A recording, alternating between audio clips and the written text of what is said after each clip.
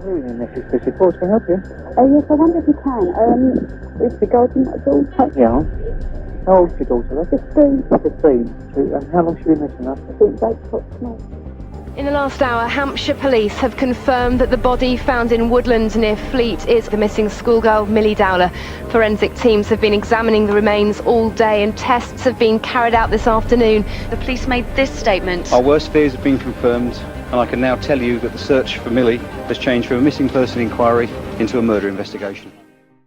She walked out her front door at 7:55 in the morning. School uniform, backpack, ponytail, just a regular Monday. Just a 15-year-old girl doing what 15-year-old girls do. Heading to class, probably thinking about lunch, probably thinking about her friends, probably thinking about anything except the fact that she would never make it to school that day. She did not take money. She did not pack spare clothes. She did not charge her phone. She left no note. She said nothing to her parents. And before the morning was even over, the school had already called her mother to ask one simple question. Where is she? That question would take over an entire country. Now, if you follow true crime at all, you think you know how this kind of story goes.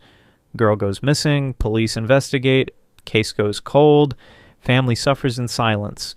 But this documentary is something completely different, because the ending is not what you expect, and the method used to identify the person responsible rewrote the rulebook for criminal investigations across the world.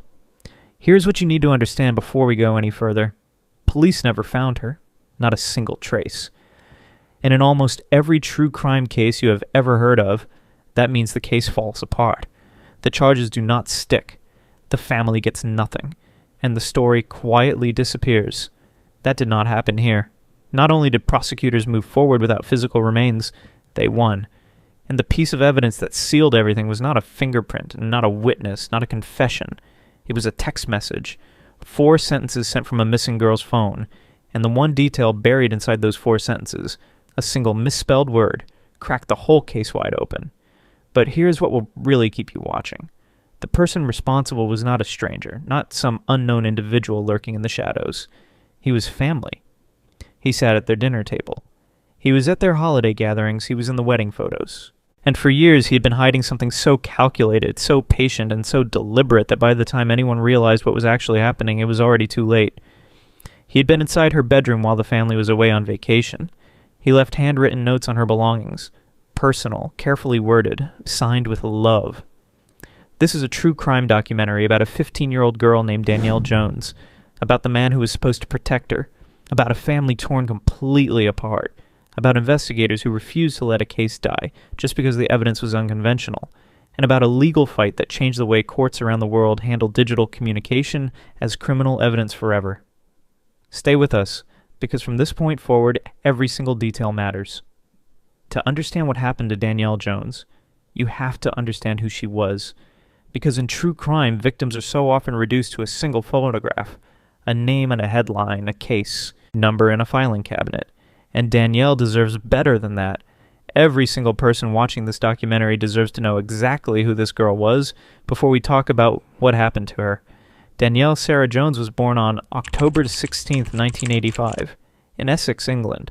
She grew up in a small, close-knit community called East Tilbury, the kind of place where neighbors know each other by name, where kids ride their bikes until the streetlights come on, where everyone more or less looks out for everyone else. The kind of place where, on the surface, nothing bad is supposed to happen. She lived at home with her mother Linda, her father Tony, and her 2 younger brothers. By every account from everyone who knew her, Danielle was warm, funny, and deeply loyal to the people she loved. Her mother described her as cheerful and sweet, though not especially confident.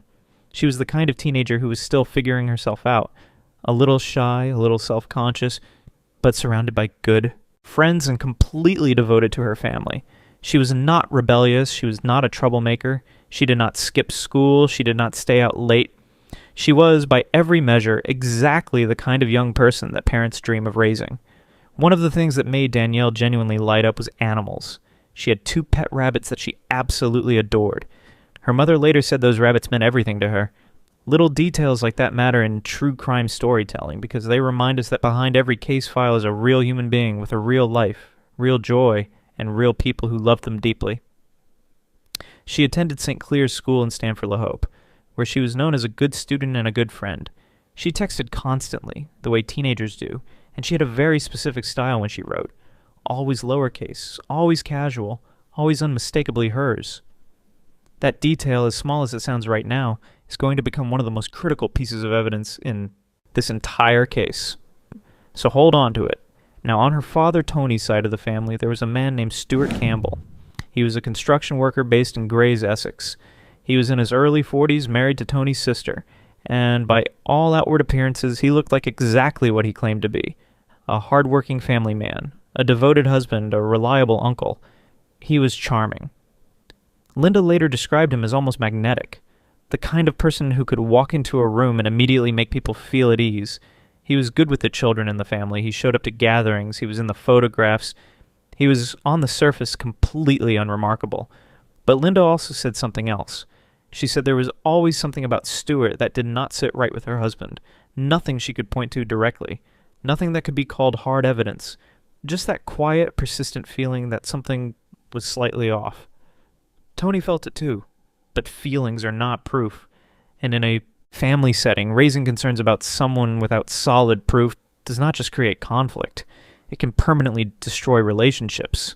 So they said nothing. And Stuart Campbell remained exactly where he wanted to be. Close. Trusted. Inside the circle. As Danielle grew older, Stuart's behavior began to shift in ways that were difficult to ignore.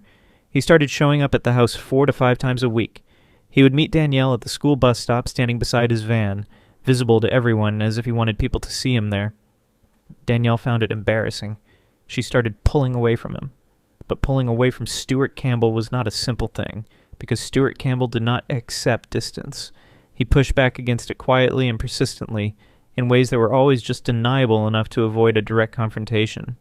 There was one moment in particular that Tony never forgot. Stuart was sitting on the couch next to Danielle, leaning toward her repeatedly, asking her why she was blushing, why she was being so shy. When Tony stepped in and asked what was going on, Stuart smiled and said there was no problem, just casual, just friendly, just an uncle talking to his niece. But it was not casual, and it was not friendly, and it was not what an uncle does. The problem, the real and devastating problem, was that Linda and Tony had no way to prove that. Every incident on its own had an innocent explanation, and every time they came close to raising their concerns, they ran into the same impossible wall. What if they were wrong? What if they said something and it turned out to be nothing? The damage to the family would be irreversible. So they stayed quiet. They watched. They worried. And they hoped that whatever was making them uncomfortable would eventually go away. It did not go away. It got worse. And by the time they understood exactly what Stuart Campbell had been doing inside their family, it was already far too late. What investigators would eventually uncover about this man was not a single isolated incident of poor judgment. It was a documented pattern of behavior stretching back nearly 2 decades, involving dozens of young people, executed through a method so consistent and so practiced that it left no room for doubt. And at the center of all of it, the most recent and the most personal target of that pattern was a 15-year-old girl who loved her rabbits, texted in lowercase, and had no idea what was being carefully constructed around her. Danielle Jones trusted her uncle, and that trust, carefully cultivated and deliberately exploited over months and years, is what made what happened next possible. Monday, June 18th, 2001. It was an ordinary morning in East Tilbury, the kind of morning that feels completely unremarkable while it is happening. Breakfast on the table, school bags by the door, the quiet rhythm of a family getting ready to start the week. Nobody in that house had any reason to believe that this particular morning was different from any other. Nobody had any reason to believe that when Danielle walked out that front door, they were watching her walk out of their lives forever. She left at 7:55 in the morning, school uniform, backpack, ponytail. Her bus was due at 8:40, which gave her plenty of time. Her younger brother was watching from the window as she walked through the front gate, turned left, and headed in the direction she always went. The same route she had walked dozens of times before. The same morning routine, completely normal. And then, just seconds later, he watched her stop. She turned around, and she walked the other way. That small moment, that one quiet and unexplained change of direction, is the last confirmed image her family ever had of her. A 15-year-old girl turning around on a residential street on a Monday morning. No dramatic goodbye, no argument, no warning, just a turn. And then she was gone. She never arrived at school, the school, contacted Linda mid-morning to ask whether Danielle was unwell and would be absent that day. Linda had no idea what they were talking about. As far as she knew, her daughter had left for class hours earlier.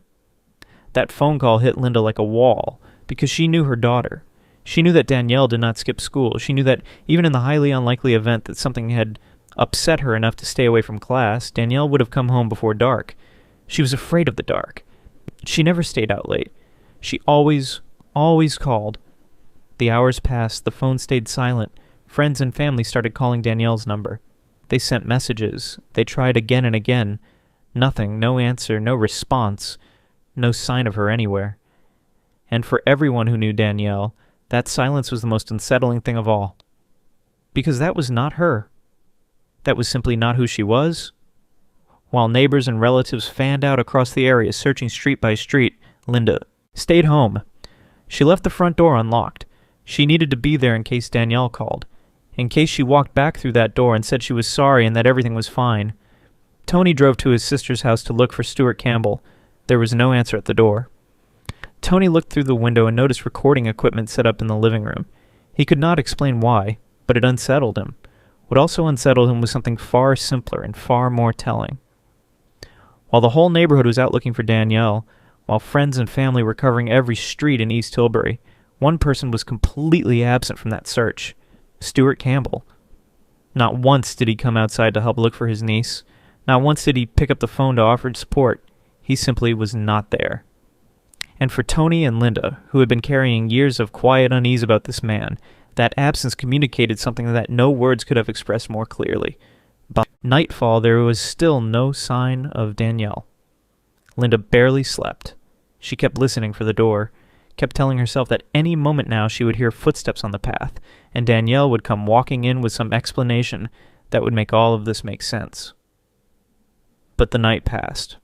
The morning came, and Danielle was still gone. Hello, Mrs. Busy Force, can I help you? Yes, I wonder if you can. It's regarding my daughter. Yeah. How old's your daughter? 15. 15. And how long has she been missing, huh? Since 8 o'clock this morning. Essex police launched a formal missing persons investigation. Officers arrived with search dogs and began tracing the route Danielle had taken from her front gate. Over the following days, the operation expanded rapidly. Police went door to door across East Tilbury, requesting access to sheds, garages, and outbuildings. Search teams moved through fields and open land. Dive teams were deployed to check local waterways. The investigation was growing by the hour, and the community responded in a way that was, by every account, genuinely extraordinary. Volunteers showed up in numbers. People shared information freely. Neighbors opened their properties without hesitation. Linda later said the level of public support was almost overwhelming. In the middle of the worst experience of her life, strangers were showing up to help find her daughter. But even with all of that effort, there was nothing. No confirmed sightings, no physical trace, no answers. The case was transferred to a specialized serious crime investigation unit. A detective constable named Ed Mayo is assigned as the family liaison officer, the critical link between the investigation team and the Jones family. His job was to build trust, gather detailed background information, and make sure Tony and Linda were never left wondering what was happening. Because in serious investigations of this kind, the family's not just grieving. They are also an essential source of information. The way a missing person lived, the relationships they maintained, the tensions and dynamics inside the household, all of it matters. All of it is relevant. And the Jones family had already given investigators the one piece of information that would shape the entire direction of this case. They told police about Stuart Campbell. They told them about the van, about the visits, about the couch, about the way he showed up 4 to 5 times a week, about the feeling that had lived quietly inside their household for years without ever finding a name. And as investigators began pulling on that thread, what came back was not a misunderstanding. It was not a man who had made an isolated mistake. What came back was a pattern, deliberate, calculated, and stretching back far longer than anyone in that family had ever imagined. Essex police began examining Stuart Campbell's background in detail. And what they found fundamentally changed the nature of this investigation. Years earlier, Campbell had been involved in a serious incident with a young teenager. He had pleaded guilty and faced legal consequences as a result. When Linda and Tony had asked about his legal history and the past, they were told it was nothing serious, a misunderstanding, something that had been resolved. They believed it because why would they not believe it? He was family. He was trusted. He was right there in the room. But it was not a misunderstanding, and it had not simply been resolved. Investigators were now uncovering evidence suggesting that this behavior was not an isolated incident. It was a method, a deliberate and practiced system that Campbell had been operating for the better part of 2 decades, one that had affected a significant number of young people before Danielle ever entered the picture. The blue van kept coming back into focus. Witnesses in the area reported seeing a young girl matching Danielle's description near a blue van on the morning she disappeared. Some described her speaking with the driver. Others said she appeared to be in a disagreement with him. Stuart Campbell owned a blue van. Stuart Campbell's stated alibi for that morning was that he had been at a home improvement store approximately 30 minutes away. And Stuart Campbell, as investigators were quickly learning, was a man who was very skilled at constructing the explanations that sounded entirely reasonable, while the evidence building around him told a completely different story. A press conference was called. The media picked up the story immediately. Within days, the disappearance of Danielle Jones was national news. Her photograph was on television screens across the country. Her name was in every newspaper.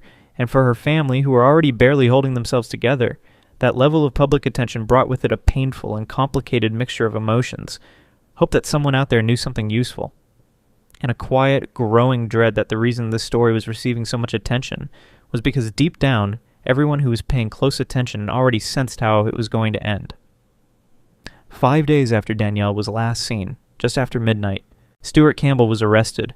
He sat across from investigators and answered their questions with a composure that people in the room would later describe as deeply unsettling. He gave his alibi. He mentioned the store. He referenced a phone call to his wife. He described helping a neighbor with a construction project. He appeared cooperative on the surface, but gave investigators nothing of substance. And when the questioning moved into more direct territory, he simply stopped responding. In one 20-minute interview, he declined to answer 50 separate questions. Police did not yet have sufficient grounds to hold him, so they released him on bail and placed him under observation. And what they witnessed during that period only strengthened their certainty that they were focused on the right person. Can you say your name, please? Stuart Campbell. With reasonable grounds to believe, Stuart, you know where she is, don't you? No. Where is she? The lady said to me not to say nothing, right? Right. Can your conscience allow you to do that? You know where she is. What's her name? Danielle. Danielle. You're not going to talk to her? Rather than behaving like a concerned relative whose niece had gone missing, Campbell was driving through parking areas and photographing vehicles that matched the description of his own. As if he were building a documented record, as if he were already preparing to argue that other similar vehicles existed, as if he knew exactly what was coming and had begun working to get ahead of it. Detective Superintendent Peter Coleman later acknowledged publicly that the decision to release Campbell on bail was one of the most difficult calls of the entire investigation. He considered him a high-risk individual, but without hard evidence, the options were limited. The clock was moving. And somewhere out there, a 15-year-old girl was still missing. The investigation needed something concrete, something undeniable, something that would close the gap between what investigators knew in their professional judgment and what they could prove in a court of law. They were about to find it. In the last place most people would think to look, hidden away, tucked out of sight, waiting quietly in the dark for someone to come and find it. When investigators searched Stuart Campbell's home on Meadow Road, they were not certain exactly what they were looking for. They had suspicion. They had instinct. They had years of investigative experience telling them that something was deeply wrong with this man. But suspicion is not evidence. Instinct does not hold up in a courtroom.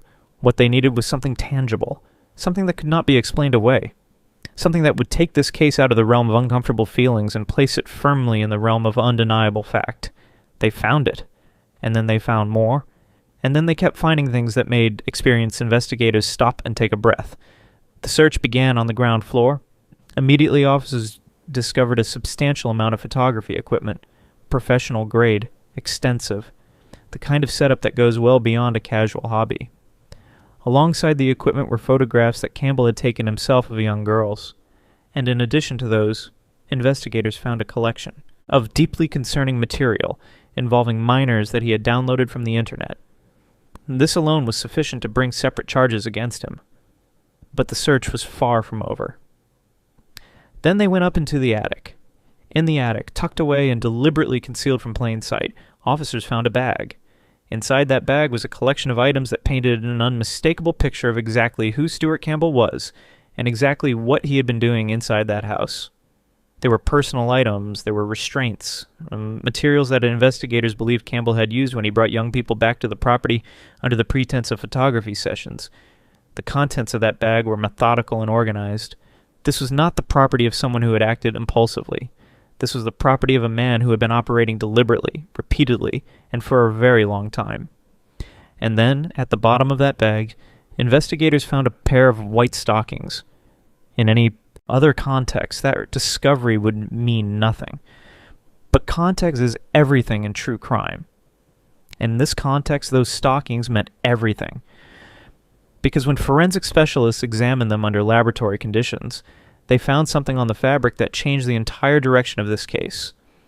A small amount of biological material was present on the fabric, enough to test, enough to analyze, enough to send to the forensic laboratory for full processing, and when those results came back, they were unambiguous. The material in those white stockings contained a mixture of two distinct profiles. One belonged to Stuart Campbell, the other belonged to Danielle Jones. Read that again slowly, because it matters. Evidence directly connecting a missing 15-year-old girl was found on items hidden inside a concealed bag in the attic of her uncle's house. Her uncle, who claimed he had not seen her on the morning she disappeared. Her uncle, who said he had been at a hardware store 30 minutes away. Her uncle, who had been telling investigators, telling family members, telling anyone who would listen, that he had absolutely nothing to do with whatever had happened to his niece. The forensic evidence did not care about his alibi. It did not care about his explanations. It simply existed, quietly and permanently, on a pair of white stockings in a hidden bag in a dark attic, waiting patiently for exactly this moment.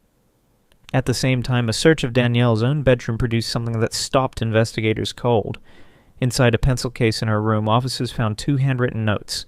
The first read, "Hi, Princess. Hope you have a lovely holiday. Text me when you get back. Love, Stuart." The second read, "Hi, Princess. If you missed my last note, I just thought I would leave another to let you know that I do miss your smile." Both notes were signed with kisses. Campbell had written those notes and placed them in Danielle's bedroom while the entire family was away on vacation. He had entered that room in that empty house while her parents were out of the country and left personal, carefully worded notes on her belongings. Danielle never told her mother, but she told a close friend, and that friend was deeply troubled by it. She could not understand how he had gained access to the house in the first place. Campbell had previously carried out renovation work on the property and had installed new back doors. Police never officially recovered a key, but investigators were confident he had maintained access to the property. He had let himself in. He had walked into that girl's bedroom, and he had left those notes because he wanted her to know he had been there. That is not the behavior of a caring relative. That is the behavior of someone who has decided, deliberately and consciously, that the normal boundaries which apply to everyone else simply do not apply to him. But even that was not the most significant discovery made during the investigation. Because while officers were carefully processing everything recovered from Campbell's home, another piece of evidence surfaced that reframed the entire case in a deeply chilling way. Stuart Campbell had been keeping a diary. Investigators would later refer to it simply as the Danielle Diary. And the contents of that journal revealed a level of focused attention and preoccupation that went far beyond anything the family had suspected. Campbell had been documenting every single interaction he had with Danielle, every phone call, every text message, every visit, every point of contact between them recorded in careful detail as if he were tracking her movements and monitoring the relationship from his side with a precision that was entirely deliberate. The diary also contained entries referencing other young people, notes about his methods, a running record of his behavior maintained in his own handwriting over an extended period of time. This was not a man acting on impulse. This was a man who planned, who documented, who kept careful records, who approached his behavior as something to be managed and tracked and refined over time, and Danielle Jones had been at the center of that focused attention for months before she disappeared. The investigation now had forensic evidence connecting Campbell directly to a missing girl. It had physical evidence hidden in his attic. It had handwritten notes left in her bedroom without her parents' knowledge. It had a diary recording his preoccupation in his own handwriting. It had witnesses placing a girl matching Danielle's description dated near his van on the morning she vanished, and it had an alibi from Campbell himself that investigators were already systematically dismantling. Police also uncovered the full scope of Campbell's prior legal history, and what they found was not a man who had made one mistake and moved on from it. The record showed a pattern of concerning behavior involving young people stretching across nearly 3 decades, and the method, investigators noted, had remained remarkably consistent throughout. Presented himself as a professional photographer, build trust gradually, create a sense of exclusivity around the relationship, and then exploit that trust in ways that left the other person feeling too confused or too compromised to speak up. The same approach, refined over time, applied repeatedly, against people who had no idea what they were walking into, and all of it had been hiding in plain sight. Inside a family, inside a community, inside a man that people sat beside at family gatherings and trusted without question. By mid-August, Essex police had seen enough. The investigation formally shifted. This was no longer a missing persons case. This was a murder inquiry. Stuart Campbell was rearrested and charged, and for Linda and Tony Jones, who had been holding on to the fragile possibility that their daughter was still out there somewhere, that shift in the official classification of the investigation was devastating in a way that words struggle to fully capture. Because it meant that the people whose entire professional responsibility was to remain objective and follow the evidence wherever it led had looked at everything assembled before them and reached a conclusion that the family had been quietly dreading since the very first night Danielle did not come home. She was not coming back. And the man responsible had been sitting at their dinner table the entire time. The investigation now had its foundation. The forensic evidence was in place. The background picture was clear. Investigators were about to uncover one final piece of evidence that would not only confirm everything they already suspected, but would also make legal history in the process. It came from a phone, from 4 sentences, and from one single word, spelled in a way that Danielle Jones had never once used in her entire life. There is a moment in almost every major true crime investigation where the case turns, where one piece of evidence, one detail, one seemingly small fragment of information shifts the entire picture, and suddenly everything that was unclear becomes sharp and undeniable. In some cases it is a fingerprint. In others it is a witness who comes forward at the last possible moment. In this case it was 4 sentences sent from a missing girl's phone. And the detail buried inside those 4 sentences was so specific, so precise, and so completely overlooked by the person who sent them, that it ultimately became the single most important piece of evidence in the entire prosecution. But before we get to that, we need to back up slightly, because the text message did not appear out of nowhere. It appeared at a very specific moment, in a very specific sequence of events, and that sequence is what makes it so significant. During one of the early police interviews, Stuart Campbell sat across from investigators and asked them a direct question. He wanted to know whether they had the capability to trace Danielle's mobile phone. Investigators told him that yes, they did have that capability. They noted his reaction carefully, filed it away, and continued with the interview. You don't understand the actual structure of the family in this house. Explain it With to no disrespect to Tony and Lynn, they sort of at their wits' end with Danielle.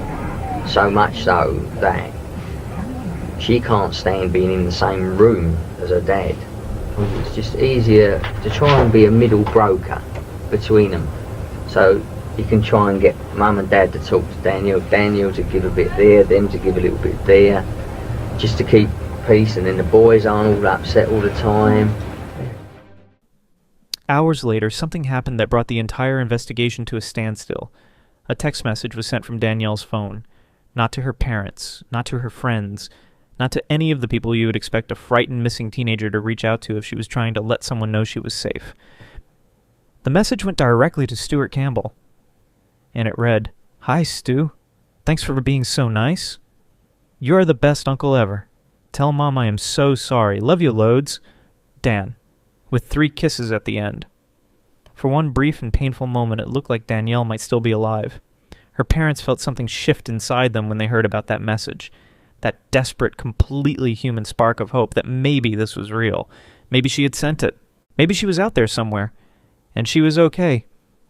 Linda later described that feeling as one of the most difficult moments of the entire ordeal, because hope in a situation like that one does not feel like comfort. It feels like standing on the edge of something, with no way of knowing whether the ground beneath you is solid or not. But investigators did not feel hope when they examined that message. They felt something else entirely. They felt the case beginning to open up in front of them, because something about that message was wrong, not obviously wrong, not wrong in a way that a casual reader would necessarily notice, but wrong in a way that became impossible to ignore the moment you knew what you were looking for. And the first thing that stood out was something so simple it almost seemed too minor to matter. Danielle Jones always texted in lowercase. Always. Without exception. Every message she had ever sent to her friends, to her family, to anyone in her contact list was written in lowercase letters. Casual. Conversational. Exactly the way teenagers communicated in 2001. It was not a style choice she sometimes made. It was not something she did most of the time. It was consistent, documented, verifiable across hundreds of previous messages. It was as personally identifiable as her own handwriting. The message sent from her phone after she disappeared was written entirely in capital letters. That single inconsistency, that one clear departure from a deeply established personal pattern, was enough for investigators to bring in outside expertise, because what they were now looking at was not just a suspicious message, it was potentially a fabricated one. And if it had been fabricated, it meant that whoever sent it had Danielle's phone in their possession, which meant that whoever sent it almost certainly knew exactly where Danielle was and why she was not coming home. Essex police brought in Professor Malcolm Coulthard, one of the leading forensic linguists in the United Kingdom and a recognized pioneer in the field of using language analysis as criminal evidence. His responsibility was to do something that had rarely, if ever, been done in a British courtroom before. He was going to analyze the text message and determine, based on linguistic evidence alone, whether Danielle Jones had actually written it. What Professor Coulthard found when he examined the message against Danielle's established communication history was systematic and conclusive. The writing style did not match hers in multiple specific and measurable ways. The phrasing was inconsistent with her patterns. The word choices did not align with her established habits. And then there was one particular detail that rose above everything else. A single word that Danielle had never once spelled a certain way in any of her previous messages. Not informally, not in a hurry. Not once in any communication she had ever sent to anyone. It was spelled differently in the message, sent from her phone after she disappeared. Professor Coulthard went further. He compared the language, the phrasing, and the structural choices in the suspicious message against documented examples of Campbell's own written communication. And what he found was that the message aligned far more closely with Campbell's established patterns than with Danielle's. The vocabulary, the tone, the specific way certain phrases had been constructed. It read, from a purely linguistic standpoint, like a message composed by an adult attempting to replicate the voice of a teenage girl, and not quite succeeding. Because the one detail that would have made the imitation convincing, the consistent use of lowercase letters that defined every single message Danielle had ever written, had simply not been replicated. That was the mistake. One small stylistic habit so ordinary and so automatic that Danielle never even thought about it, and so unremarkable in everyday life that the person attempting to imitate her never thought to look for it. But the linguistic analysis was only one part of what dismantled that message entirely, because at the same time that Professor Coulthard was working through the language, telecommunications specialists were running a parallel technical analysis on the data behind both phones, and what that data revealed removed any remaining possibility of coincidence from the equation. Cell tower analysis showed that at the exact moment the text message was sent from Danielle's phone, both her device and Campbell's device were connected to the same mobile base station. Not a base station near the home improvement store where he claimed to have spent that morning. Not a base station consistent with the alibi he had been presenting to investigators from the very beginning. A base station located in the East Tilbury and Corringham area, near his home, in the location where he had repeatedly told police he was not. Both phones, same location, same tower, at the same time. And it did not stop there. Further analysis of the cell data revealed that after Danielle disappeared, both phones remained together in that same general area for approximately 30 hours, not 30 minutes, not a brief overlap that could be attributed to coincidence or geographic proximity. 30 consecutive hours during which both devices were connected to the same network towers, moving in the same pattern, behaving as though they were being carried by the same person. Because they were. The phone call that Campbell claimed he had made to his wife on the morning of June 18th was also subjected to technical scrutiny. he had told investigators that he called her to let her know he was running behind schedule coming home from the store. That call, he said, would help confirm his movements that morning. That call would support his timeline. That call would demonstrate that he was exactly where he said he was. That call never took place. There was no record of it there. Anywhere. Not on his phone. Not on his wife's phone. Not in any network log. The call that was supposed to anchor his alibi simply did not exist.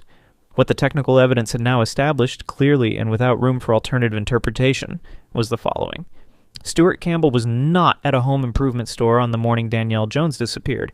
He was in the East Tilbury area. He had her phone in his possession. He sent a message from that phone to himself in a deliberate attempt to create the impression that she was still alive and had chosen to leave on her own terms. And then, approximately 30 minutes after the police interview, in which he had specifically asked whether her phone could be traced, Danielle's phone went completely silent. It was switched off. And it never came back on again. Consider that sequence one more time. He asked if police could trace the phone. He was told yes. And within hours, the phone went dark permanently. That is not coincidence. That is a direct response to information received. That is a person sitting in the middle of a police investigation into the disappearance of his own family member, making a calculated decision about what to do with her device. And the only reason that a person makes that particular decision in that particular moment is because they already know with complete certainty that the person the phone belongs to is never going to use it again. The text message that had briefly felt like a lifeline to Danielle's family had become the most significant piece of evidence in the entire case. It had given investigators a precise geographic location. It had dismantled Campbell's alibi with technical certainty. It had provided a forensic linguist with sufficient material to testify in a court of law that the message was not consistent with Danielle's established communication patterns. And it had revealed something about Campbell that all of his careful planning and all of his years of practiced behavior had not prepared him for. He left traces. And the people who were looking for those traces were paying close enough attention to find every single one. The investigation was now pointing in one direction with complete clarity. There was forensic evidence, there was linguistic evidence, there was telecommunications evidence, there was a documented history of concerning behavior stretching back decades, there was a personal diary written in his own handwriting, there were notes recovered from her bedroom, there were witnesses who placed his vehicle near the scene, and there was a fabricated message that he had sent from a missing girl's phone, and inadvertently signed with his own linguistic patterns. Essex police had assembled their case. The Crown Prosecution Service reviewed the full body of evidence and made a decision that was, at the time, genuinely close to unprecedented in British legal history. They were going to charge Stuart Campbell with the most serious crime on the books, without physical remains, without a direct eyewitness to the event itself, without a confession. They were going to walk into a courtroom carrying nothing but carefully assembled circumstantial evidence and ask 12 ordinary members of the public to look at all of it together and reach the only conclusion that the evidence reasonably supported.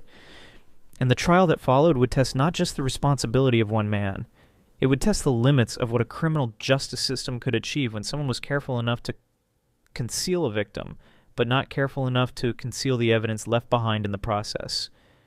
Because here is what this true crime documentary keeps coming back to. You can plan for many things. You can construct an alibi. You can dispose of physical evidence. You can send a message designed to redirect an investigation. But you cannot plan for the details you do not know to look for. You cannot account for the habits so small and so automatic that they never even register as habits at all. Danielle texted in lowercase every single time, without thinking about it, without choosing it. It was simply how she wrote. And that one unconscious habit, that one tiny fingerprint of personal style embedded in every message she had ever sent, was the detail that Stuart Campbell never thought to look for. And it was the detail that ultimately made the difference between a case that collapsed and a conviction that held. The courtroom was waiting, and so was the truth. October 2002. Chelmsford Crown Court, Essex, England. 16 months after Danielle Jones walked out of her front door and never came back, the man her family believed was responsible for her disappearance finally sat down in a courtroom and faced a jury. And what followed over the next 11 weeks was one of the most closely watched, most technically complex, and most emotionally significant criminal trials in British legal history. A true crime case that pushed the boundaries of what courts had ever been asked to do. Because from the very first day of proceedings, everyone in that building understood one fundamental thing with absolute clarity. There was no body. In the entire history of British criminal law, securing a conviction for the most serious offense without physical remains was extraordinarily rare.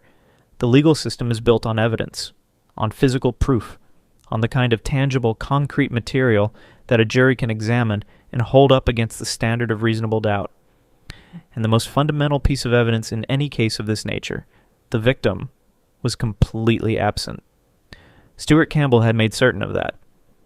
Whatever had happened to Danielle Jones, wherever she had been taken, she had been concealed well enough that one of the largest search operations in Essex police history had turned up absolutely nothing. No trace, no location, no answers. And yet the Crown Prosecution Service had reviewed everything investigators had assembled, and made a decision that was, at the time, close to without precedent. They believed they had enough. They believed that the total weight of the circumstantial evidence taken together and presented clearly and methodically to a jury would be sufficient to establish beyond reasonable doubt that Danielle Jones had lost her life, and that the man responsible was sitting in that courtroom. It was an enormous legal undertaking, and the stakes could not have been higher. The trial was presided over by Mr. Justice McKinnon. Prosecution and defense teams took their positions. And then Stuart Campbell walked in. One journalist present in the courtroom that day later described him as self-assured and calm, almost entirely detached from the gravity of what was unfolding around him. He sat at the defense table with the bearing of a man who believed he remained in control over the situation, who believed that without physical remains, without a direct eyewitness, without a confession, the legal system could not reach him.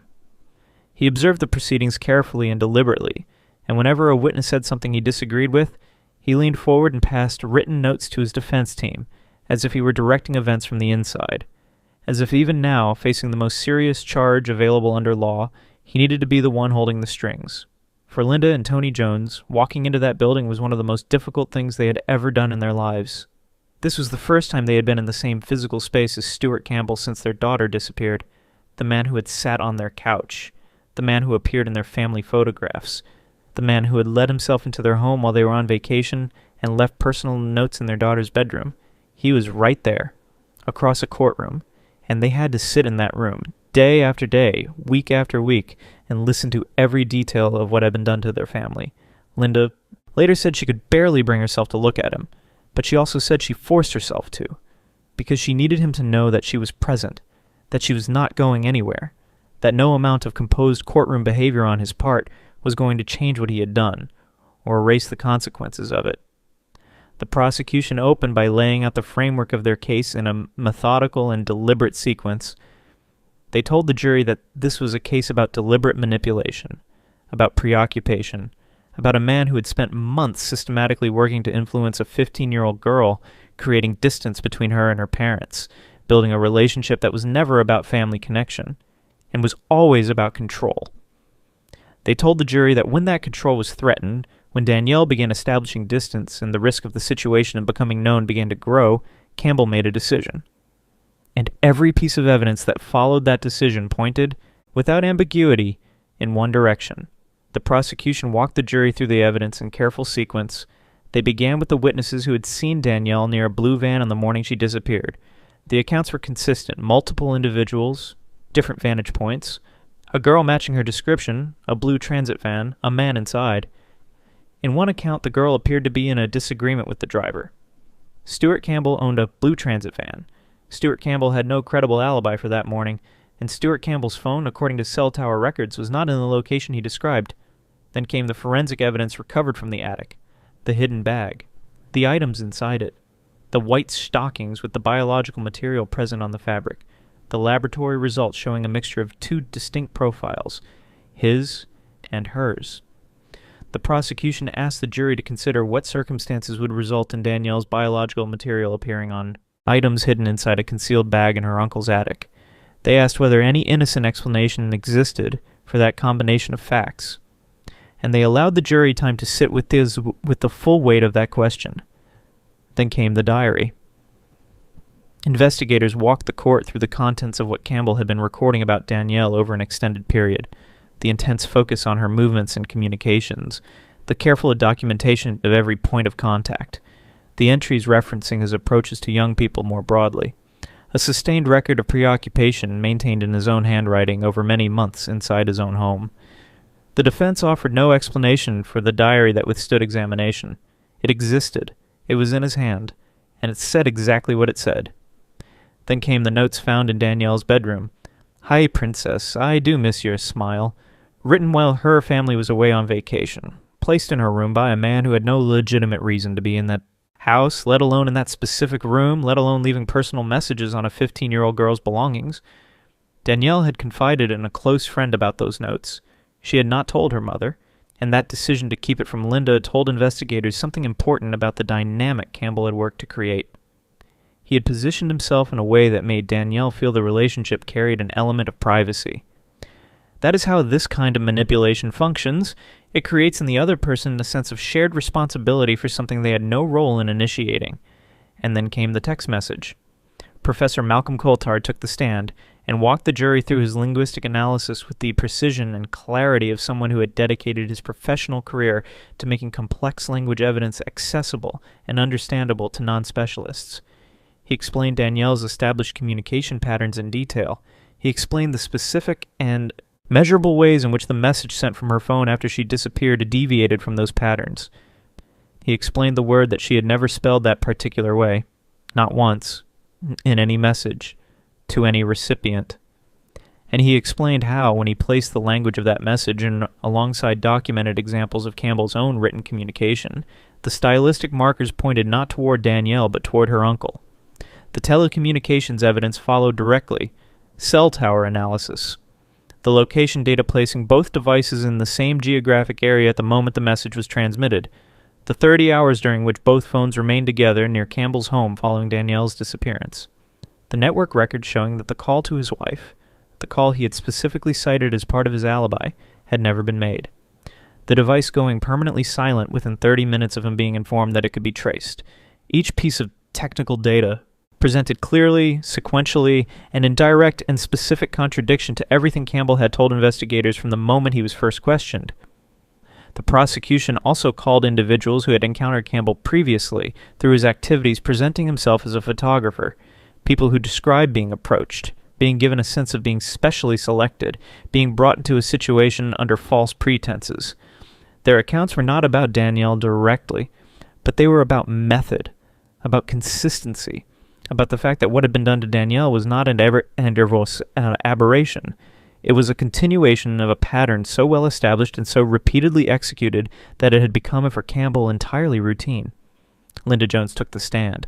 She described her daughter with the quiet precision of a mother who had spent 16 months holding every memory she had as carefully as something irreplaceable.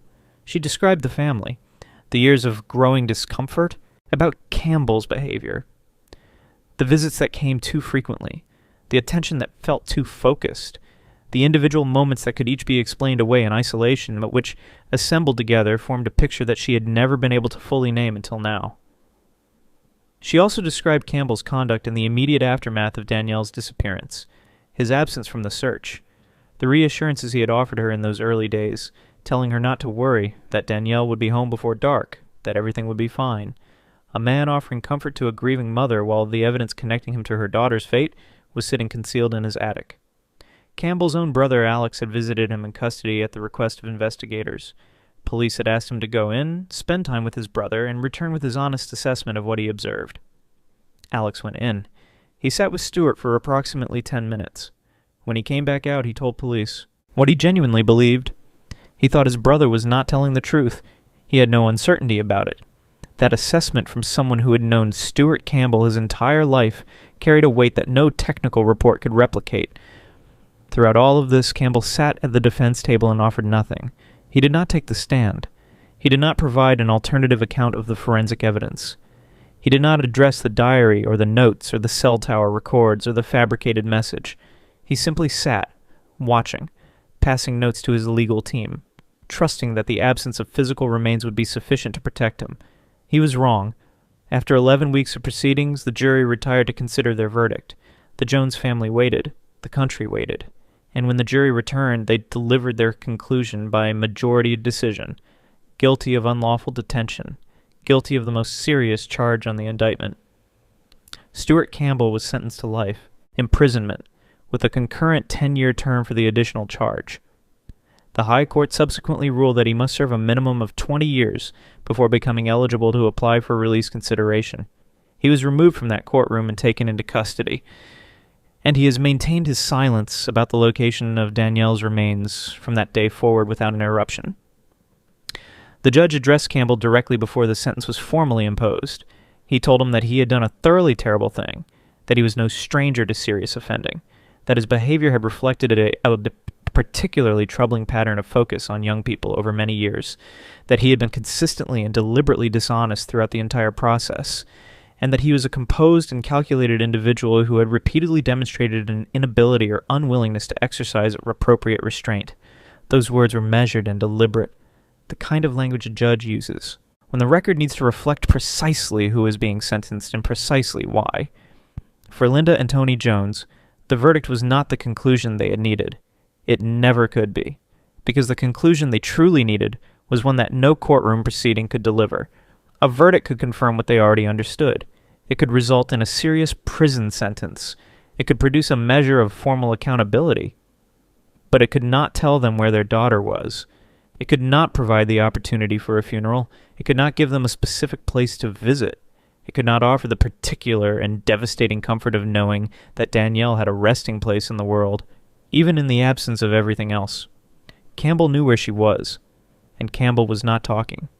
The conviction was historic in scope and significance. A serious criminal trial won entirely on circumstantial evidence, without physical remains, using forensic linguistics and telecommunications. Data in ways that British courts had not previously seen applied in this combination, or to this effect. Legal professionals studied it closely. Law enforcement agencies across the country examined what it demonstrated about the evidentiary possibilities of digital communication. And at the University of Leicester, researchers established a formal study group focused specifically on the stylistic analysis of text messages as forensic evidence, exploring whether the kind of linguistic pattern analysis that Professor Coulthard had demonstrated in this case could be developed into a reliable and standardized investigative resource. In many ways, this true crime documentary returns repeatedly to the same central observation. The case of Danielle Jones did not simply result in one conviction. It changed the conversation about what digital evidence is capable of revealing, about what a text message actually contains beyond its surface meaning, about the fact that the way a person communicates, the specific unconscious habits embedded in their everyday written expression, is as individual and as traceable as any physical characteristic, and that when someone attempts to use another person's communication device to construct a false narrative, they had better understand something fundamental about the way that person wrote, because if they do not, the message they send will not sound like that person at all. It will sound like them, and it will follow them directly into a courtroom. Stuart Campbell believed he had accounted for everything. He had concealed the physical evidence. He had built an alibi. He had sent a message from a missing girl's phone designed to suggest she had left of her own choosing. He had done everything that a composed and experienced individual does when they are convinced they are more capable than the system pursuing them. But he wrote in capital letters, and Danielle never did. And in the end, across 11 weeks of proceedings in a courtroom in Essex, that was enough. The verdict was in. The sentence was handed down. The courtroom emptied. And for most people who had followed this case from the outside, that was the moment the story concluded. Justice had been served. The responsible party had been held accountable. The system had done what it was designed to do. Time to move on. But for Linda and Tony Jones, the story did not end in that courtroom. It could not end there. Because the one thing they needed most, the one thing that no verdict and no sentence and no amount of legal process could provide, was still out there somewhere. Hidden, silent, completely beyond their reach. Their daughter. And the only person in the entire world who knew where she was had just been led away and had made it unmistakably clear that he had no intention of telling anyone anything. Stuart Campbell had been convicted and was going to serve a minimum of 20 years in custody, and he was going to take the location of Danielle with him into that prison. Not because he had forgotten, not because time had somehow erased the information, but because withholding it was the last remaining piece of control available to him, the last card he could play, the last way he could continue to affect the lives of a family he had already devastated beyond any reasonable measure.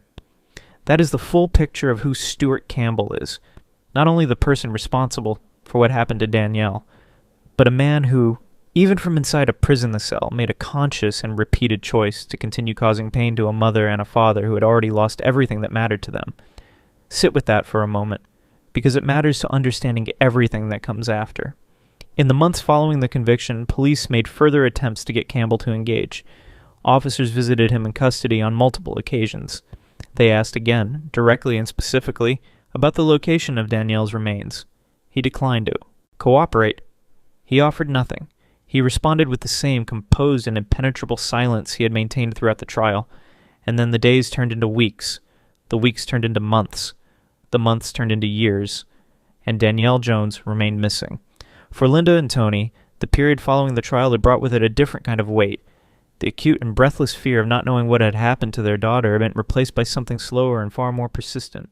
A grief with no defined endpoint. A loss with no possibility of formal farewell. A wound that could not begin to heal because the thing required to begin that process, a place to lay her to rest, a location to stand and remember her, did not exist. Linda spoke publicly about what it meant to live inside that specific kind of absence. She said there was no service, no gravestone, no designated place to go when the grief became too heavy to carry alone and you needed somewhere physical to direct it. She said she thought about Danielle every single day, about where she might be, about whether she was at rest somewhere peaceful or somewhere cold and forgotten. The questions a parent asks when a child is missing do not stop simply because a courtroom has delivered its verdict. They continue, quietly, persistently, in the spaces between ordinary moments, for as long as that parent is alive. Start with you. Tell me about the last time you saw Danielle. Well, it was the morning that she left for school. Just a very normal morning. Got up, got dressed, said goodbye, see you later, and that. I'm so desperate to get her back. We're devastated, really. Tony had returned to running his business in the months following the trial. The practical demands of survival required that, but the business of surviving and the business of grieving were operating in parallel, and neither one made the other easier to manage. The family had fractured in ways that extended beyond the immediate loss of Danielle. Relationships that had existed across decades had been damaged or destroyed entirely by the impossible dynamics of a family torn apart from within. Linda acknowledged that she had felt a deep and irrational resentment toward Tony at certain points during those years. Not because of anything he had caused, but because grief does not distribute itself evenly or fairly, and the person standing closest often absorbs more than their share of it simply by virtue of being present. Mitchell, Danielle's brother, grew up carrying all of it, the absence, the trial, the knowledge of what had taken place inside his own family, the experience of watching his parents navigate a loss that had no natural resolution. In 2026, he spoke publicly and said something that was both simple and quietly devastating. He said that Stuart Campbell must either come forward and reveal the locations of his sister's remains, or he must remain in custody. There was no middle position available. There was no version of circumstances in which a man who possessed information about where a young person had been concealed, and chose year after year to withhold that information, deserved to return to freedom. Mitchell had grown up without his sister. He had watched his family carry something that could not be set down. And he was not willing to see the man responsible for all of that walk out of a prison facility with the information that would finally allow his family some measure of peace still locked away inside him.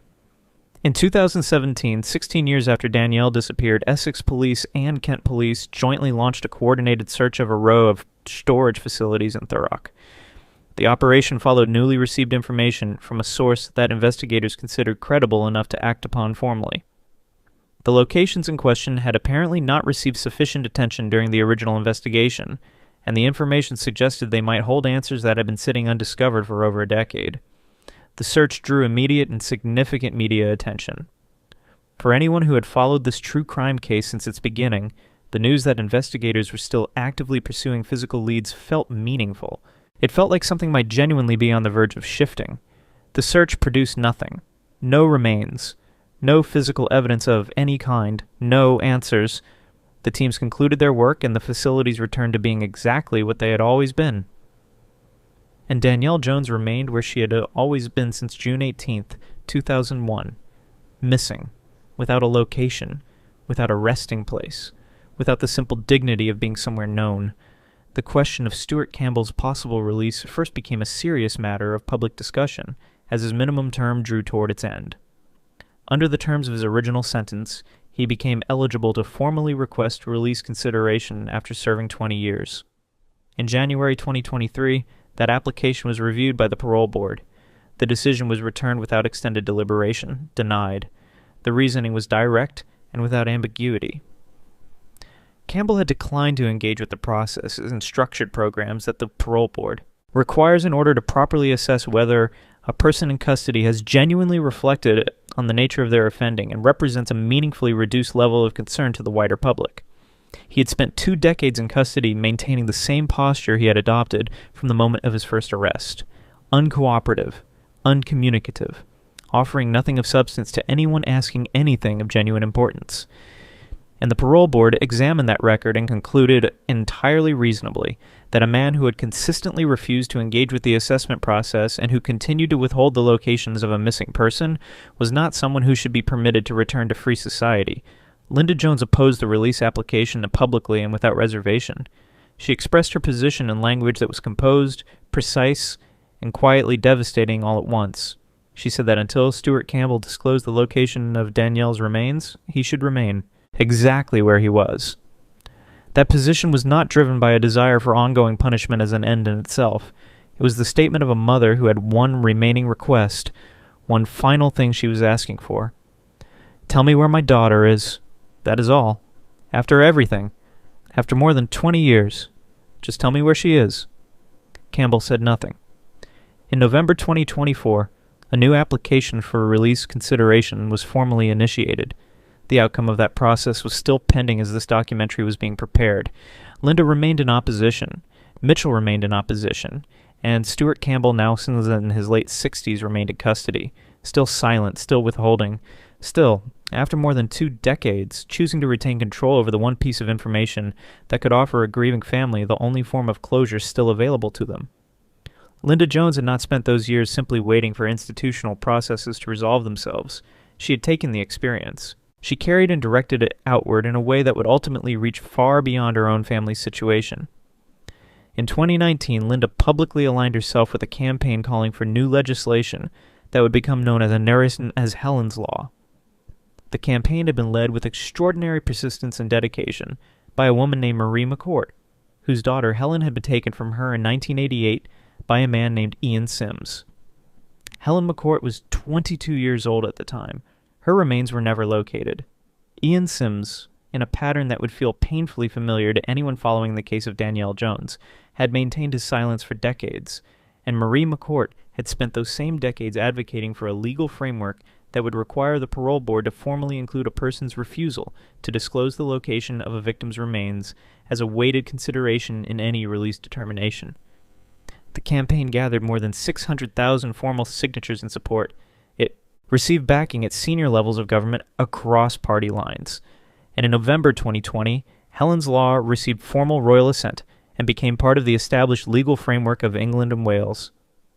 The legislation does not create an absolute barrier to release consideration for individuals who decline to provide location information, but it requires the parole board to treat that refusal as a formally weighted factor in their deliberations.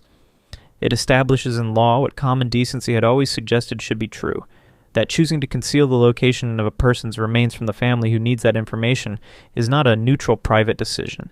It is an ongoing act with ongoing consequences, and those consequences should be reflected formally in how the justice system responds to requests for freedom from the person making that choice. The Justice Secretary at the time the legislation passed described the denial of a family's ability to lay their loved one to rest as a form of suffering that existed on top of an already unbearable loss. He stated clearly that the law was intended to send an unambiguous message to individuals in custody who possess such information and continue to withhold it. The expectation going forward would be that continued silence of that nature would result in extended time in custody. Linda Jones had helped bring that outcome into existence. A woman navigating one of the most sustained and unresolvable forms of grief imaginable had channeled that experience into legislative change that would offer future families a measure of protection from the same specific cruelty she had lived with for over 2 decades. That contribution is not a footnote. It is a significant and lasting achievement, and it is the kind of outcome that disappears from public awareness far too quickly when true crime storytelling focuses only on the crime itself and not on the lives that continue to unfold in its wake. In 2021, Campbell's brother Alex published a book under the title My Brother the Killer. In it, he described the experience of growing up alongside Stuart Campbell, the process of being asked by police to visit his brother in custody and return with an honest assessment, the 10 minutes he spent in that room, the certainty he felt when he walked back out, and the long and complicated process of living in the years that followed with the knowledge of what his brother had done and what his brother continued to choose not to do. Writing the book was, by his own account, an attempt to engage honestly with something that did not yield to any easier form of processing, a truth so close and so significant that the only available path through it was to document it as clearly and as honestly as possible. The case of Danielle Jones changed things, not always in ways that are immediately visible or straightforward to quantify, but in ways that matter deeply and durably to anyone working in criminal investigation, forensic science, legal practice, or the expanding field of true crime documentary research and analysis. It established that a conviction for the most serious offense could be secured without physical remains, provided the circumstantial evidence was assembled with sufficient care, verified with sufficient rigor, and presented with sufficient clarity to allow a jury to reach a confident and well-founded conclusion. It demonstrated that a text message was not simply a casual communication. It was a document, a record, a forensic artifact carrying within it the unconscious linguistic patterns of whoever had composed it. It showed that the specific habits embedded in the way a person communicates, the automatic and unthinking choices about spelling and phrasing and capitalization that a person makes without ever registering them as choices at all, could be more revealing in a criminal investigation than almost any other category of evidence when subjected to the right kind of expert analysis. At the University of Leicester, researchers extended the work initiated by Professor Malcolm Coulthard and established a dedicated study group focused on the forensic examination of text message communication. The central questions they pursued were genuinely groundbreaking for their moment in time. Could stylistic analysis of written communication reliably establish authorship in criminal contexts? Could the way a specific individual spelled a particular word, structured a specific type of sentence, or defaulted to a particular phrase, under pressure be presented and accepted as credible evidence before a court of law? Could digital communication, treated as disposable and inconsequential in everyday life by the vast majority of people using it, be elevated to the status of a serious and reliable forensic resource? The answer, as the case of Danielle Jones had already demonstrated in a courtroom in 2002, was yes, and that yes has continued to echo through criminal investigations in the years since. Every time an investigator examines a suspicious message and asks whether the person it purports to originate from actually wrote it, they are working within a tradition that this case helped to establish.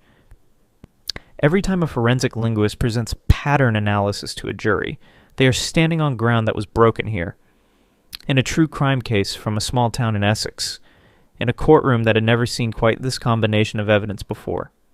Decided in part by a man who thought that the difference between lowercase and capital letters was too minor a detail for anyone to notice or care about. Danielle Jones would be 40 years old today. She would have had an entire life ahead of her on the morning she walked out that front door. Relationships, experiences, ordinary days and significant ones, arguments and laughter and all the countless unremarkable moments that together make up what it means to be a person moving through the world. She would have had the opportunity to become whoever she was going to become. And because of the choices made by one man on one Monday morning in June 2001, she never got that opportunity. She walked out of her home in her school uniform with her backpack and her ponytail and everything still ahead of her, and she never came home. Her mother still does not know where she is. Her brother is still waiting for a disclosure that has never come.